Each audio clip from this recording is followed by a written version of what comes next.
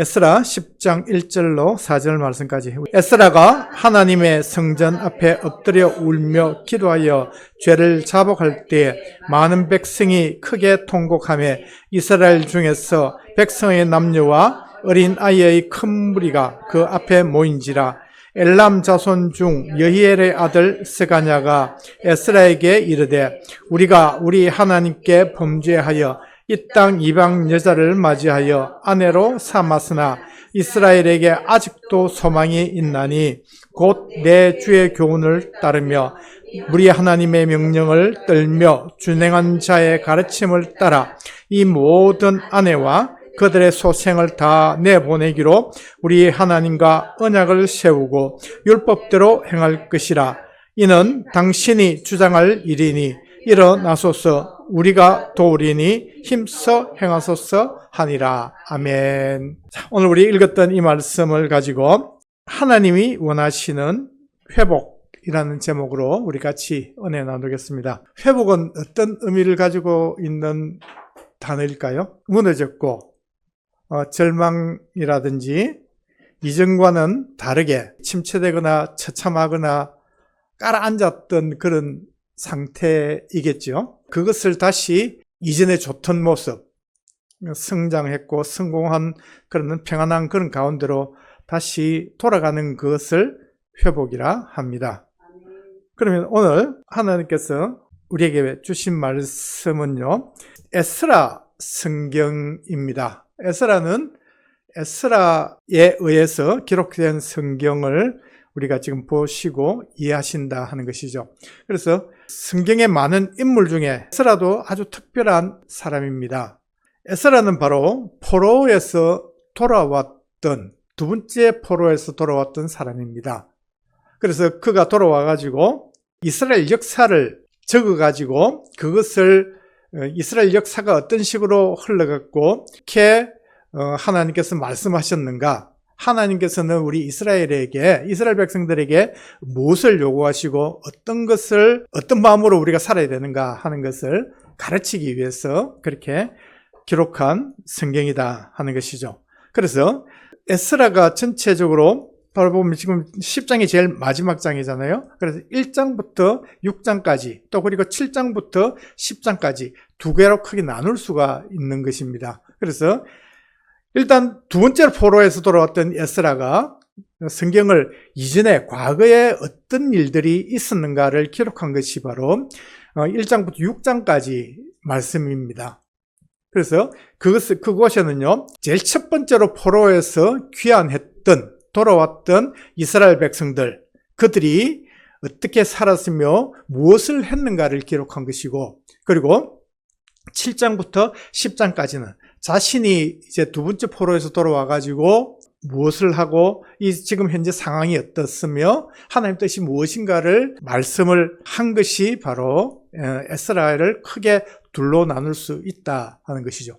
그러면 제가 첫 번째 이제 회복에 대한 말씀을 드렸는데, 포로에서 귀환을 했다. 포로 귀환이 1차가 있었고 2차가 있었고, 그리고 다음 성경에 가면은 느헤미야가 있는데, 느헤미야는 세 번째 포로에서 돌아온 사람이거든요. 그럼 포로 귀환이 세 번째에 있었다 하는 것이죠. 그럼 포로 귀환이란 뜻은 뭘까요? 포로로 잡혀갔다는 거죠. 그래서 이스라엘이 포로로 잡혀갔다는 것은 이스라엘이 망했다는 거예요.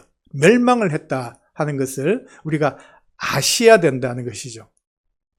그런데 이스라엘은 하나님께서 세우신 나라입니다. 우리가 믿는 하나님, 또 이스라엘 백성들이 믿는 그 하나님은 천지를 창조하신 창조주 하나님이시고 전지전능하신 하나님이십니다. 그럼에도 불구하고 왜 그 백성들이 그가 세웠던 그 나라가 망했을까요? 멸망을 했는가 하는 거예요.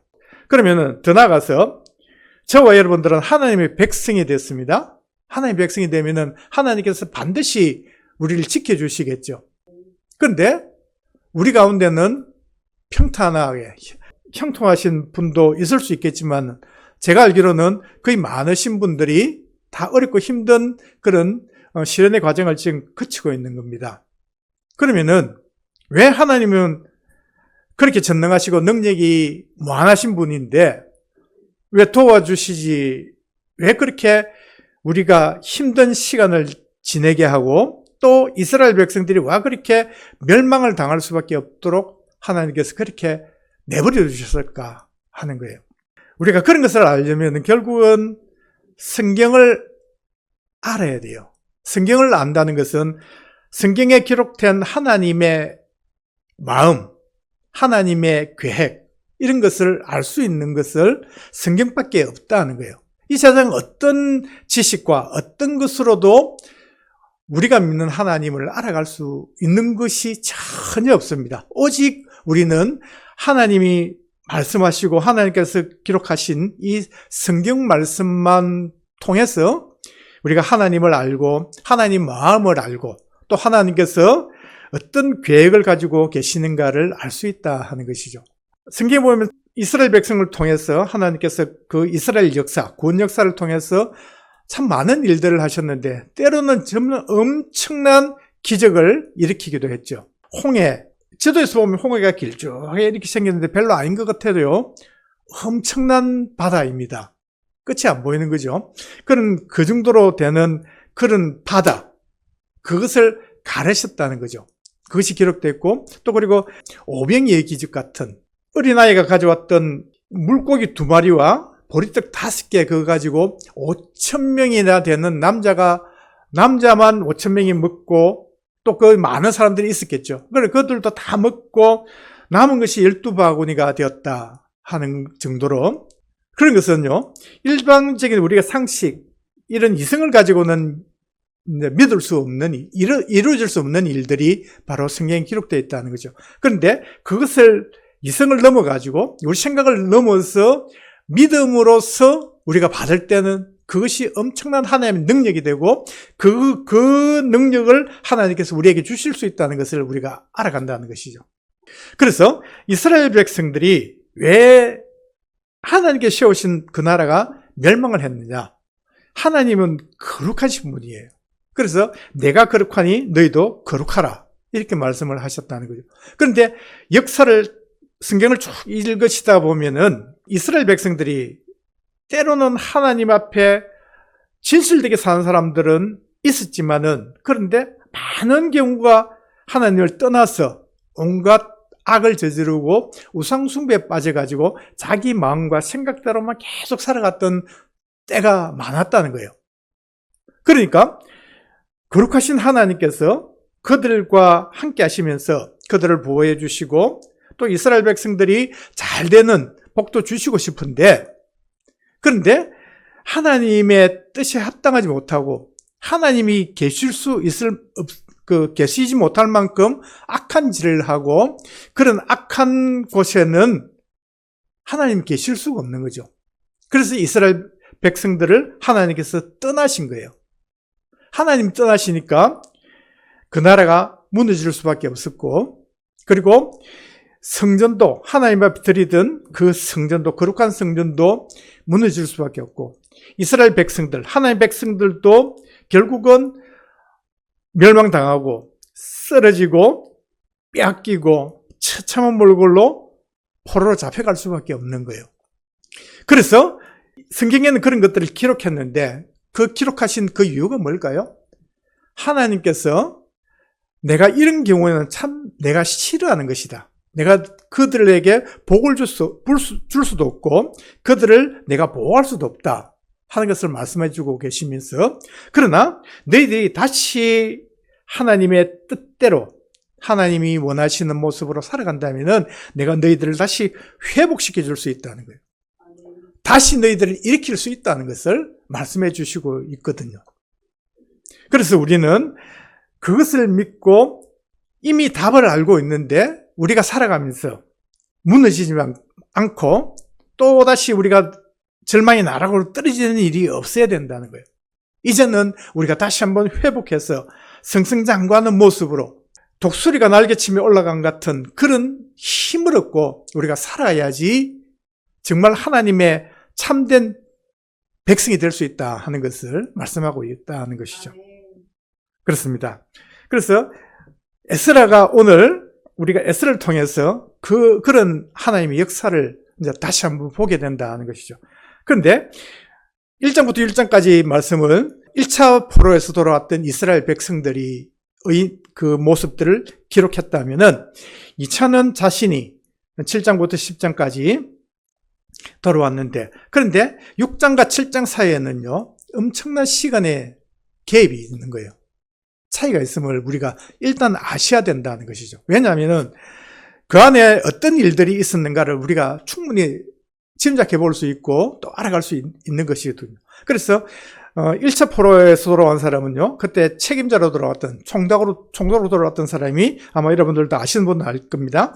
스룹바벨이라는 총독이었습니다. 스룹바벨은요, 그 아버지가 스알디엘이었고 그 할아버지가 여호야긴이라는 왕이었습니다. 그래서 여호야긴이 바벨론 포로로 잡혀갔던 사람이에요. 그리고 그 평생을 바벨론에서 포로로 살고, 또 그리고 거기서 낳았던 아들, 그 아들이 스알디엘이었고 또 낳았던 아들이 스룹바벨이었다는 거예요.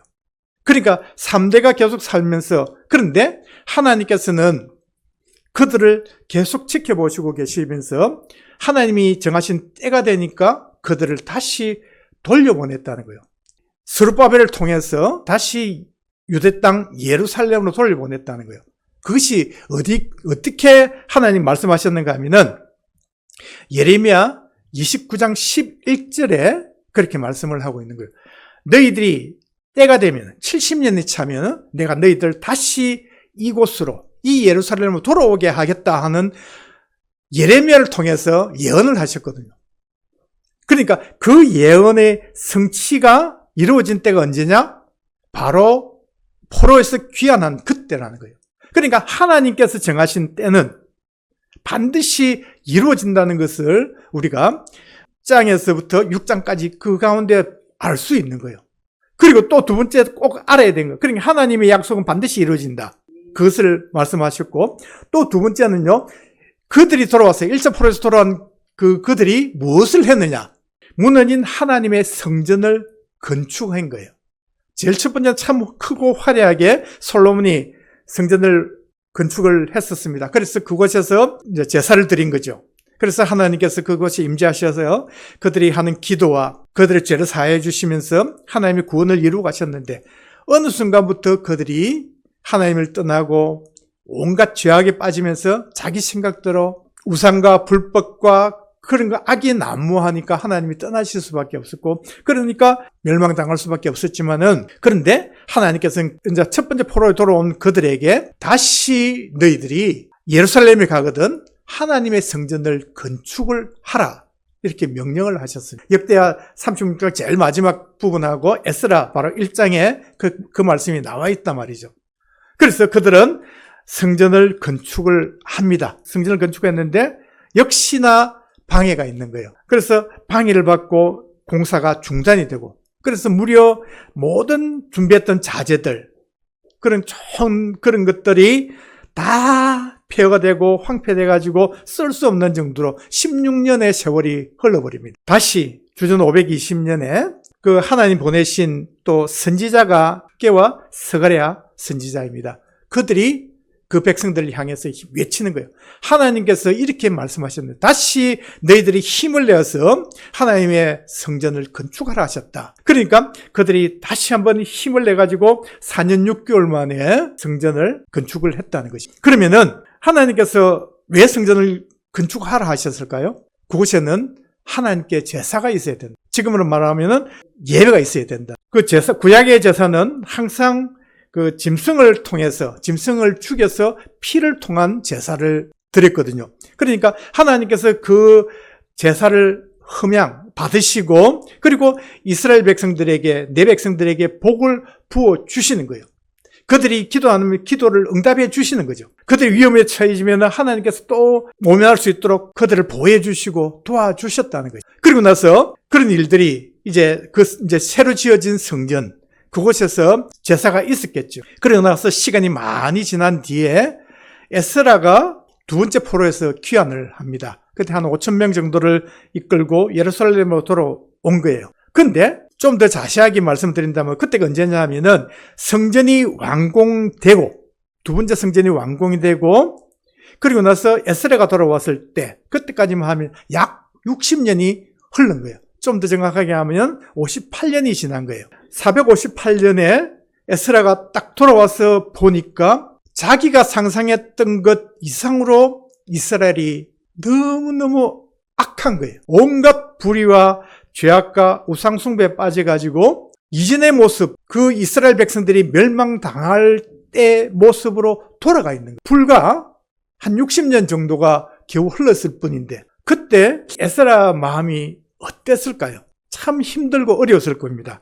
그것을 우리가 오늘 잠깐 한번 보시기 바랍니다. 바로 앞에 보시면은 9장 한번 보시기 바랍니다. 에스라 9장. 에스라가 돌아와서 이스라엘 백성들 앞 상황을 살펴봤습니다. 9장 1절 보시니까 이 일 후에 방백들이 내게 나와 이르되 이스라엘 백성과 제사장들과 레위 사람들이 이 땅 백성들에게서 떠나지 아니하고 가나안 사람과 헷 사람과 브리스 사람들과 여부수 사람들과 암몬 사람들과 모압 사람들과 애굽 사람들과 아모리 사람들의 가증한 일을 행하여 지금 이 쭉 열거됐던 하나님 백성들이 아닌 헷, 브리스, 여부스, 암몬, 모압, 아모리 이런 애굽 사람들 이런 사람들이 무슨 가증한 일을 할까요? 하나님이 가장 싫어하시는 우상, 온갖 우상들을 다 불러다 모아놓고 그런 일들을 그들과 섞여가지고 하는 거예요. 그것은 바로 그 일로 인해서, 그런 일로 인해서 이스라엘 백성이, 이스라엘이 그렇게 멸망당할 수밖에 없었는데 또다시 그들이 이전처럼 똑같은 그 죄악된 가증한 일, 하나님 보시기에 정말 진노하실 수밖에 없는 그런 일들을 행하고 있다 하는 거죠. 그뿐만 아니고 2절에 보니까 그들의 딸을 맞아요. 그리고 이방인들의 딸들을 맞이해서 아내와 며느리로 삼는다는 거죠. 그리고 거룩한 하나님 백성, 그 거룩한 자손이 그 지방 사람들과 서로 섞이게 하는데 방백들과 고관들이 이 죄에 더욱 으뜸이 되었더라. 그러니까 지도자급, 어른들, 신앙 경륜이 많고 높임을 받는 높은 자리에 있는 사람들, 고관들, 이런 방백들, 이런 사람들이 앞장서 가지고 온갖 죄, 며느리 삼고 또 자기 그 처로 삼고 이런 식으로 해가지고 죄의 어뜸이 되면서 하나님의 심정을 거스르고 있더라는 것이죠. 이런 상황을 딱 직면하고 보니까 에스라는요 제사장이에요. 아론의 16대 손이라고 자신을 밝히고 있습니다. 그러니까 직계 제사장 가문에, 제사장들은 율법이나 이런 그 제사법을 통달을 하고 있어야 되잖아요. 그런데 그 중에서도 이 에스라는 특별히 율법에 능한 사람이었어요. 그래서 율례와 자기가 깨달았던 그 율법을 가지고 또 이스라엘 백성들을 가르쳐 가지고 율과 규례를 그들에게 가르치기로 작정하고 온 사람이에요. 그러니까 하나님의 뜻을 떠나서는 살아갈 수 없기 때문에 하나님의 마음과 하나님의 뜻이 어떤가를 이 백성들이 가르치고 싶었는데, 그래서 이 에스라가 와서 보니까 그들이 정말 처참한 모습으로 완전히 무너지고 있었거든. 어떻게 해야 될까요? 그래서 완전히 이 에스라는 정말 탄식을 하죠. 절망을 합니다. 완전히 그 마음이 땅에 완전히 떨어져가지고 낭망해서 이제 하나님 앞에 면목 없는 기도를 하고 있다는 것이죠.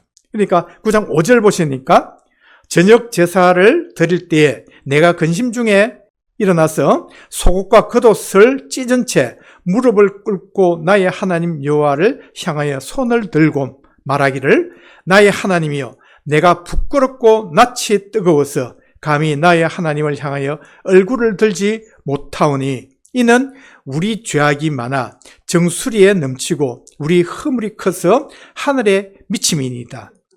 우리 조상들의 때로부터 오늘까지 우리의 죄가 심함에 우리의 죄악으로 말미암아 우리와 우리 왕들과 우리 제사장들을 여러 나라의 왕들의 손에 넘기사 칼에 죽으며 사로잡히며 노락을 당하며 얼굴을 부끄럽게 하심이 오늘날과 같으니이다. 지금 이스라엘 백성들 지금 처지는 어떨까요? 여전히 바사 제국의 지금 통치를 받고 있는 거예요. 식민 생활을 하고 있는 거죠. 자기들에게 그냥 숨쉬고 뭐 먹고 마시는 거는 자기 땅에서 한다 할지라도 아직도 통제는 바사 제국의 통제를 받을 수밖에 없는 아직 그런 비참한 모습이었다는 거죠. 그런 것을 지금과 똑같이 그런 날들이 지금 계속되고 있다 하는 것이죠. 그래서 8절 보니까 이제 우리 하나님 여호와께서 우리에게 잠시 동안 은혜를 베푸사 얼마를 남겨두어 피하게 하신 우리를 그 거룩한 처소에 박힌 목과 같게 하시고 우리 하나님이 우리 눈을 밝히사 우리가 종로로 사는 중에서 조금 소생하게 하셨나이다. 겨우 하나님께서 우리에게 은혜를 주셔서 숨 쉴 정도로 겨우 지금 이렇게 살아가고 있는 우리가, 근데 9절 보니까 우리가 비록 노예가 되었사오나 우리 하나님이 우리를 그 종살이하는 중에 버려두지 아니하시고 바사 왕들 앞에서 우리가 불쌍히 여김을 잊고 소생하여 우리 하나님의 성전을 세우게 하시며 그 무너진 것을 수리하게 하시며 유다와 예루살렘에서 우리에게 울타리를 주셨나이다. 우리 하나님이여 이렇게 하신 후에도 우리가 주의 계명을 저버렸사오니 이제 무슨 말씀을 하오리까? 지금 이스라엘 백성들이 얼마나 악한 죄에 빠져가 있고 지금 이것을 눈으로 목도한 이 에스라가 얼마나 마음이 참담하고 절망해 있는지 여러분 이해되십니까? 그럴 때 어떻게 할 방법을 이 에스라는 찾지를 못하는 거예요. 어떻게 해야지? 어디서부터 손을 대가지고 이 사람들을 어떻게 다시 하나님 앞에 세우고 어떻게 우리가 하나님이 주시는 그 평강과 복을 누릴 수 있는가? 하나님의 그 구원을, 하나님의 도우심을 받을 수 있을까? 걱정하면서 하나님 앞에 염치없는 기도를 계속 하고 있죠. 그래서 자기 머리털을 뽑고 수염을 뜯고 겉옷을 찢고 속옷같이 찢어가면서 참다운 모습으로 무릎을 꿇고 지금 기도하고 있는 거예요. 아무런 어떻게 할 방법이 없었는데 오늘 우리가 읽었던 본문 10장 다시 한번 봅시다. 10장 1절 보시니까 에스라가 하나님의 성전 앞에 엎드려 울며 기도하여 죄를 자복할 때에 많은 백성이 크게 통곡하며 이스라엘 중에서 백성의 남녀와 어린 아이의 큰 무리가 그 앞에 모인지라. 성전은 이미 지어져가 있잖아요. 그 성전 앞에서 참담한 모습으로 완전히 절망한 모습으로 지금 통곡하면서 기도할 때 그 모습을 보고 많은 백성들이 지금 나온 거예요. 어린아이부터 노년까지 많은 백성이 나와 그 앞에 모였습니다. 그런데 그때 2절에 우리 같이 한번 읽어볼까요? 2절, 3절 우리 같이 읽습니다. 시작.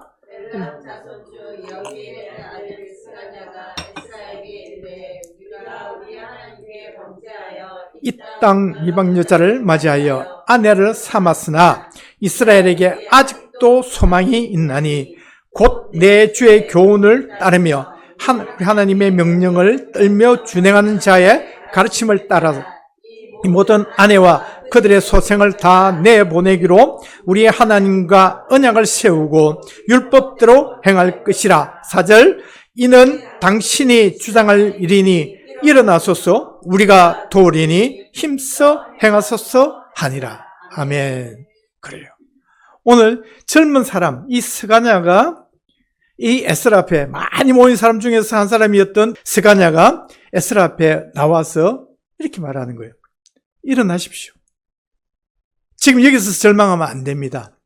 우리가 다시 한번 하나님 앞에 회복되고 하나님 원하시는 그 회복을 이루면서 우리나라가 다시 한번 일어날 수 있는 그런 기회는 아직 있다는 거예요.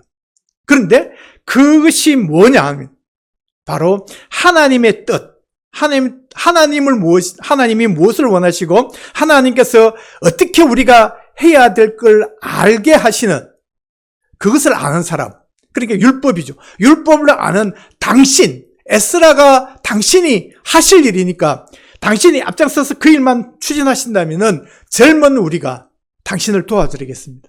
우리가 다시 한번 일어납시다 하면서 했던 것이 바로 오늘 우리가 읽었던 본문입니다. 참 놀랍지 않습니까?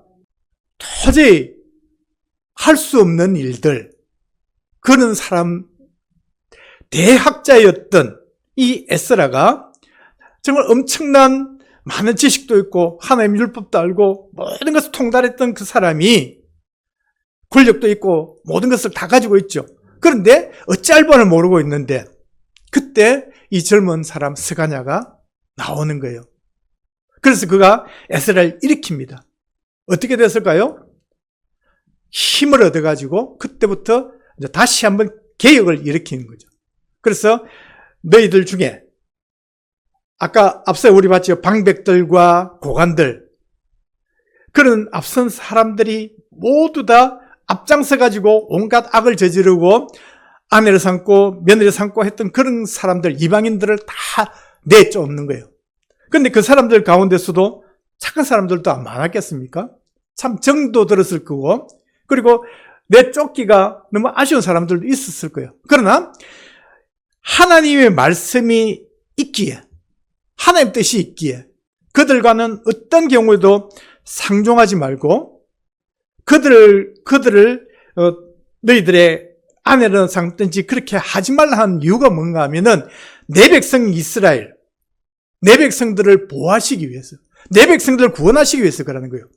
많은 사람들이 이방인들도 개종을 해가지고 마음을 돌이켜가지고 하나님을 믿으면 하나님 백성이 되면 되지 않습니까? 물론 그래 돼요. 우리 성경에도 보면 룻이라는 사람도 그랬고 기생 라합도 그런 사람들이었거든요. 모르는 그런 사람들도 하는 사람도 있지만 거의 대부분의, 거의 절대적으로 많은 사람들이 그 마음을 뺏기고 신앙을 뺏기고 그 믿음을 저버려가지고 우상과 앞으로 달려가는 경우가 흔하기 때문에 하나님께서는 그것을 원천적으로 막고자 한 거예요.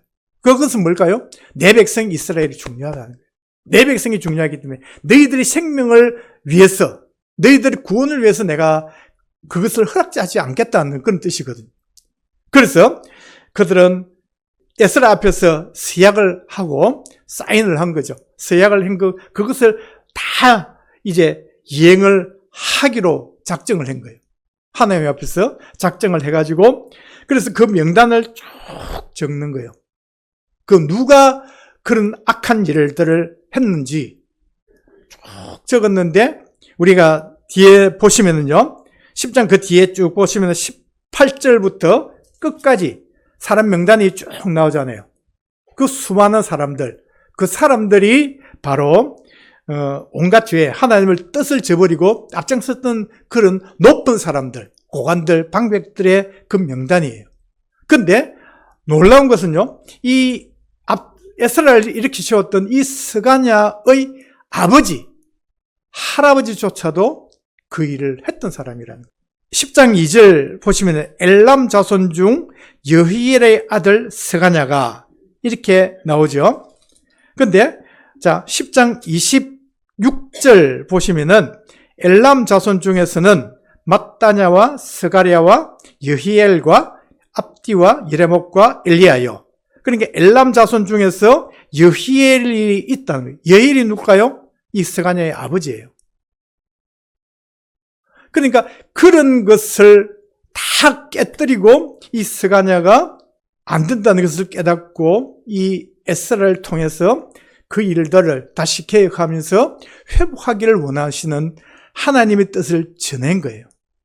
저와 여러분들도 이런 우상숭배나 이런 악한 일들은 우리가 하지 않을 줄 믿습니다. 그래요?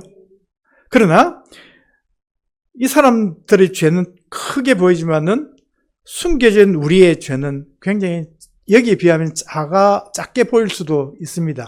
그러나 우리 역시도 마찬가지로 하나님 뜻을 저버릴 때가 너무 많다는 거예요. 우리가 오늘 이 말씀을 통해서 이 이스라엘 백성들이 이런 결단과 정말 뼈를 깎는 그런 아픔을 겪고 그것을 넘어서서 나아갈 때 그들이 회복할 수 있는 길이 열린다는 거죠. 그래서 우리도 마찬가지예요. 살면서 참 알게 모르게 우리가 한 주일을 지나면서 얼마나 많은 세상 사람들과 타협을 하면서 살아올 때가 많습니까? 그래요. 그것이 다 나쁘고 악한 것은 아니겠지만은, 그러나 우리 역시도 항상 긴장을 하면서 우리가 정말 하나님의 뜻을 깨닫고 믿음으로 살아야 되는 거죠. 그런데 그것을, 하나님의 뜻을 어떻게 알 수 있습니까? 결국은 우리가 성경을 알아야 되는 거예요. 성경을 통해서 하나님께서는 이런 경우에는 하나님이 참 싫어하시는 거구나. 어렵고 힘들지만은 이렇게 참아내고 견디내고 이렇게 하니까 하나님께서 결국은 복을 주시는구나 하는 것을 우리가 깨달아야 된다 하는 것이죠. 하나님께서는 우리를 사랑하시는 줄 믿으시기 바랍니다. 우리를 사랑하세요. 그러니까 우리를 부르셨고, 이 자리까지 오기가 결코 쉬운 것은 아니잖아요. 누군가의 전도를 받고 누군가의 기도와 누군가의 인도하심이 있어서 그렇겠지만 하나님께서 우리를 다 때가 되면 이곳으로 인도하신 줄 믿습니다. 그리고 우리가 평생을 살아가면서 하나님의 백성으로 주님과 동행하는 그런 삶을 살아야지만이 우리가 하나님의 구원에 동참할 수 있는 거예요. 하나님께서는 이 구약 시대 사람들을 구원하시기 위해서, 하나님 거룩한 백성을 삼기 위해서 참 어렵고 힘들지만은 제사를 하는 예배를 통해서 죄 없는 짐승을 죽여서 그 짐승을 통해 가지고 하나님께서는 그들을 죄 없다 용서해 주신 거죠. 그래서 그들은 한 해 동안, 1년 동안 또 그 하나님의 거룩한 모습으로 백성으로 살아가게 하셨고, 또 그리고 그 한동안에도 많은 죄를 짓고 어렵고 힘든 일들은 겪겠지만은, 그러나 또 하나님께서 그걸 아시고 또 제사를 통해서 또 그들을 죄를 용서해 주시고 사해 주셨다는 거죠. 근데 그것이 반복되고 하니까 이 백성들이 참 그 마음이 이제 무뎌지는 거죠, 신앙이. 그럴 때 하나님께서는 하나님이 정하신 때에 자기 아들 예수 그리스도를 우리에게 보내주셨음을 우리가 알고 있잖아요. 그리고 그 예수 그리스도가 우리의 구주가 되시면서 이스라엘 백성들이 그때 원하던 그 메시아로 그분이 오셔서 우리의 모든 죄를 대신 지시고 십자가에 못 박혀 죽으신 거예요. 그건 성경에 기록됐다고 말씀하고 있습니다. 그리고 또 성경에 말씀하신 대로 죽으신 지 3일 만에 그분이 살아나셨다는 거죠.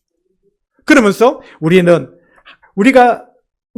하나님 보내신 아들 예수 그리스도를 나의 구주로 고백만 한다면은 우리는 이 육신들은 죽겠지만 또 예수님처럼 다시 한번 부활해서 영원한 생명을 가질 수 있는 하나님의 구원받은 백성으로 살아갈 수 있음을 우리가 알게 하셨다는 거죠. 이런 믿음으로 우리는 살아야 되는 거예요. 이 영원한 생명을 위해서 하나님께서는 창세기 때부터 계속해서 하나님의 구원 역사가 이런 것이다 하면서 우리에게 말씀해 주고 있다는 거죠. 참 세상 지금 정세가 많이 어렵고 힘듭니다. 세계도 참 많이 혼란스럽고 또 우리나라에도 여러 가지 정치, 경제, 문화 여러 가지로 참 어렵고 힘든 거예요. 경기도 지금 많이 어렵고 힘들고, 그래서 여러분들이 지금 있는 그 자리, 우리가 생각을 하기 위해서 또 뛰는 그 자리도 사실은 녹록지 않죠. 힘들고 어렵겠지만은, 그러나 우리가 변하지 않아야 될 것은 뭘까요? 믿음이에요. 하나님을, 말씀을 듣고 하나님의 구원 사역을 이루는 그 일에 동참할 수 있는 우리가 될 때 하나님은 절대 우리를 외면치 아니하신다는 거예요. 하나님의 때가 되면 우리를 반드시 일으켜 세워주실 것입니다. 그것을 믿고 우리가 또 한 주간 힘껏 살아가며 하나님이 원하시는 회복을 이루어가는 우리 모두가 되기를 주님으로 축복합니다.